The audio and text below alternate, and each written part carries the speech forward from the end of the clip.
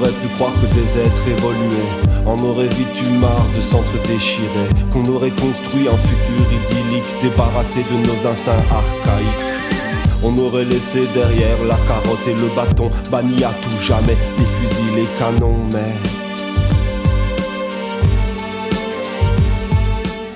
on aurait pu penser qu'arrivé à ce stade, on ne serait plus dupe de ces pantalonnades. Pourtant nous voilà toujours aussi méprisables, gonflés d'orgueil, de plus en plus détestables.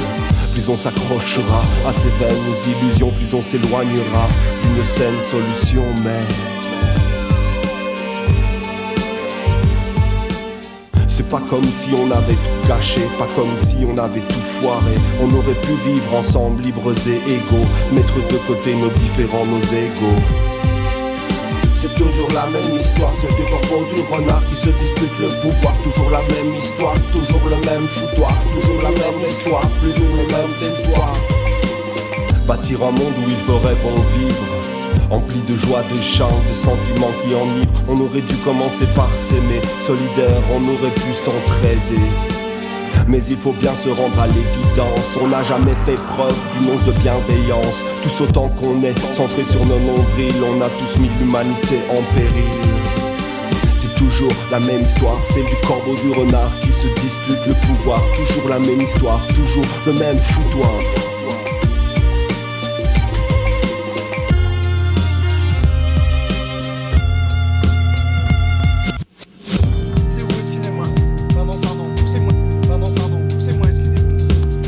On aurait pu se dire qu'on allait tout faire pour que la vie sur terre ne soit plus un enfer. On aurait pu se donner un objectif idéal, avancer de consort vers cette image d'Épinal.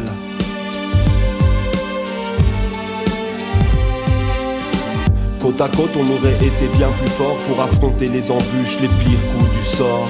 Malheureusement, c'est l'égocentrisme qui prime. Je te de la carte ou c'est toi qui me supprime. C'est toujours la même histoire, c'est du corbeau, du renard qui se dispute le pouvoir. Toujours la même histoire, toujours le même foutoir, toujours la même histoire, toujours le même espoir.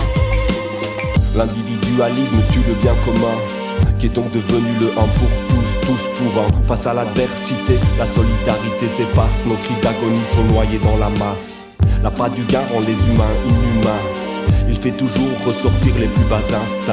Tout s'achète, tout se vend, même les âmes et les astres. Quand prendra-t-on enfin la mesure du désastre? C'est toujours la même histoire, celle du corbeau, du renard qui se dispute le pouvoir. Toujours la même histoire, toujours le même foutoir.